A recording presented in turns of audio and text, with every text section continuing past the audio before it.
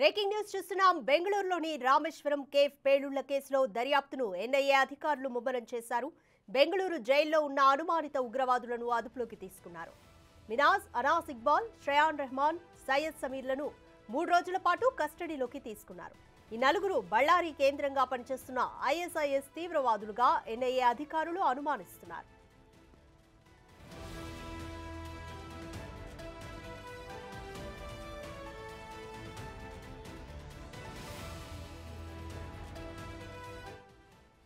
CCTV footage ఆధారంగా case దర్యాప్తు చేస్తున్న అధికారులు నిందితుడిని గుర్తించారు. పేలుడు తర్వాత 2 బస్సులు మారి బళ్ళారిలోని అజ్ఞాత ప్రదేశానికి నిందితుడు వెళ్లినట్టుగా తెలిపారు అధికారులు.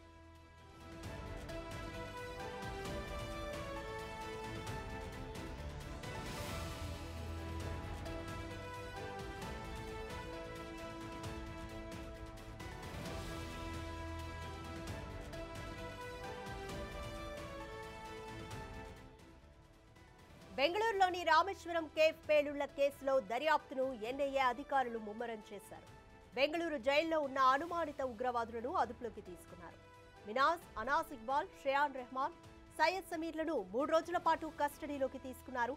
ఈ నలుగురు బళ్ళారి కేంద్రంగా పనిచేస్తున్న ఐఎస్ఐఎస్ తీవ్రవాదులుగా ఎన్ఐఏ అధికారులు అనుమానిస్తున్నారు.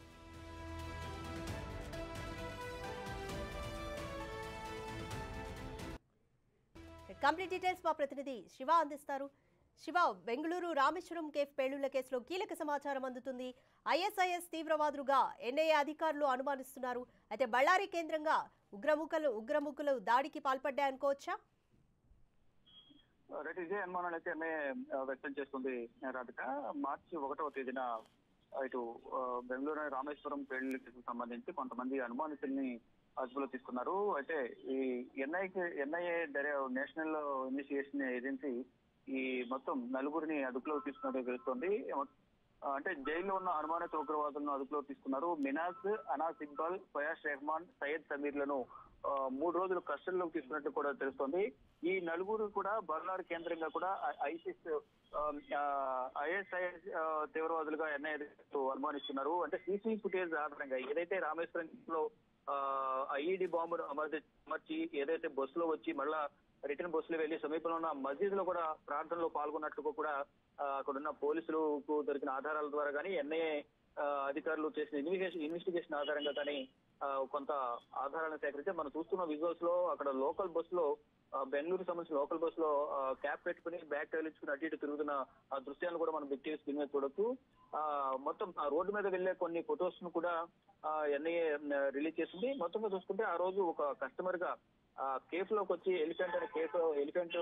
వైట్ ఎలిఫెంట్ కేఫ్ లోకి వచ్చి అక్కడ రద్దీగా ఎక్కువ ఉన్న సందర్భంలో మధ్యాహ్నం ఆ కౌంటర్ లో టోకెన్ తీసుకున్న తర్వాత ఒక టేబుల్ దగ్గర బ్యాగ్ వదిలేసి వెళ్ళడం, టైమర్ ను అమర్చిన తర్వాత కొద్దిసేపటికి టైమర్ అమర్చిన బాంబు బ్యాగ్ లో ఉన్న బాంబు పేలిపోవడంతో అక్కడ అంటే ఆ దాటి ఐఈడి పేలుడు దాడి అనేది అంటే తీవ్రంగానే తక్కువ ఉన్న నేపథ్యంలో ఎవరు కూడా అక్కడ ప్రాణాలు కోల్పోలేదు. కానీ దాదాపు 10 మంది అయితే గాయాలు పాలేరు. వారిలో ఒకరి పరిస్థితి మాత్రం తీవ్రంగా గాయపడినట్టు తెలుస్తుంది. దాంట్లో 8 మంది కస్టమర్లు ఇద్దరు హోటల్ సిబ్బందిగా కూడా వారు గుర్తించారు. అయితే ఈ నిందితుడి కోసం గాలిస్తున్నారు. 10 లక్షల ఇది కూడా ప్రకటించారు. 10 లక్షలు ఇస్తామని బహుమతిగా తెలిపారు. మొత్తంగా చూసుకుంటే ఇప్పుడు నిందితులను గుర్తించి వారిని విచారణ అధికారులు అయితే విచారిస్తున్నారు. బళ్ళారి కేంద్రంగా ఈ ఉగ్రముఖులు పనిచేస్తున్నాయి ప్రధానంగా వారు గుర్తున్నారు. దీని నేపథ్యంలోనే ప్రతి ఒక్క చోట ఎక్కడైతే అనుమానాలు ఉన్నాయో అక్కడ ప్రతి ఒక్క చోట ఎన్ఐఏ దాడులు కొనసాగిస్తుంది. ఎక్కడైతే ఉగ్రముఖులు ఎక్కడైతే దాడులు చేసేందుకు ప్లాన్ చేస్తున్నారు అనేది ముందస్తు సమాచారం వారందరికీ రావడంతో ఎన్ఐఏ అధికారులకు ఇంటెలిజెన్స్ విభాగం నుంచి కానీ ఇంటెలిజెన్స్ బ్యూరో నుంచి వారికి వచ్చిన సమాచారం మేరకు ప్రతి రాష్ట్రంలో కూడా దాడులు చేస్తూ ఉంటారు. దానిలో భాగంగానే ఇక్కడ బెంగళూరులో కూడా బళ్ళారి వేదికగా ఐసిస్ సానుభూతి పరులు ఇక్కడ దాడులకు ప్లాన్ చేస్తున్నారు అనేది వారి దగ్గర ఆధారాలు ఉన్న నేపథ్యంలో వీరిని అదుపులోకి తీసుకున్నట్టు తెలుస్తుంది. వారిని విచారించి మరింత సమాచారం సేకరించి వారి వెనుక ఉన్న వారెవరు, సూత్రధారులు ఏంటి, దీనికి సూత్రధారులు ఎవరు అనే దానిపై కూడా కీలక సమాచారం వారి నుంచి రాబట్టేందుకు ఎన్ఐఏ అధికారులు అయితే ప్రయత్నిస్తున్నారు. రాధిక, శివ, ఇప్పటి వరకు 4 ఖైదీలనైతే ఎన్ఐఏ అదుపులోకి తీసుకుంది. ఇంకా ఎవరెవరి పేర్లు వినిపిస్తున్నాయి? అలాగే ఫ్యూచర్ లో కూడా ఇంకా దాడులకు ఏమైనా ప్లాన్ చేసిన వివరాలు ఏమైనా తెలుసా ఇప్పటి వరకు? రైట్. ఏదైతే బెంగళూరు కేసులో బాంబు పేలుడు జరిగిన తర్వాత మొత్తం ఏదైతే మెట్రో సిటీస్ ఏవైతే ఉంటాయో అన్ని కూడా అలర్ట్ అయిన పరిస్థితి కనిపిస్తుంది. అక్కడ బాంబు దాడి జరిగిన తర్వాత ఢిల్లీలోను, ముఖ్యంగా హైదరాబాద్ లో కూడా సెక్యూరిటీని టైట్ చేశారు.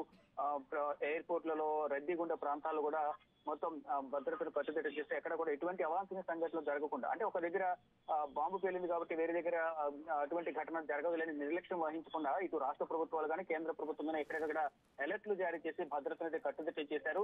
కానీ తర్వాత ఇటువంటి సంఘటనలు జరగలేదు. కానీ మనం ప్రధానంగా చూసుకుంటే ఎప్పటి నుంచి కూడా ఒక నానుడు అనేది ఉంటుంది.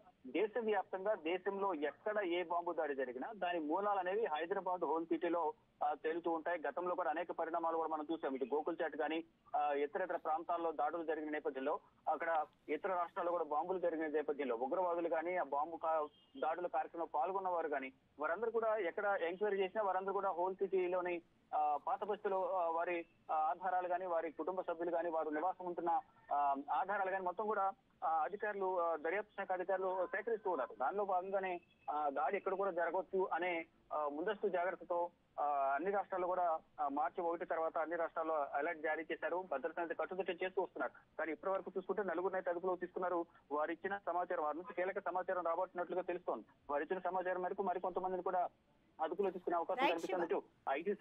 ఐసిస్ అలాగే ఇతర వీరితో అనుబంధంగా ఉండే ఎవరైతే సానుభూతి పరులు ఉంటారో వారందరూ కూడా అదుపులో తీసుకుని ఈ ఉగ్రవాద చర్యను కట్టుదిట్టం చేసేందుకు ఇటు ఇంటెలిజెన్స్ బ్యూరో కానీ, నేషనల్ ఇన్వెస్టిగేషన్ ఏజెన్సీ కానీ, ఇటు కేంద్ర దర్యాప్తు సంస్థలు అన్ని కూడా ఎక్కడ ఇటువంటి బాంబు దాడి ఘటనలు జరగకుండా ఉండేందుకు పటిష్టమైన చర్యలు తీసుకుంటున్నాయి. వీరిని విచారించిన తర్వాత మరింత కీలక సమాచారం అయితే బయటకు వెల్లడే అవకాశం అయితే ప్రధానంగా కనిపిస్తుంది. రాధిక.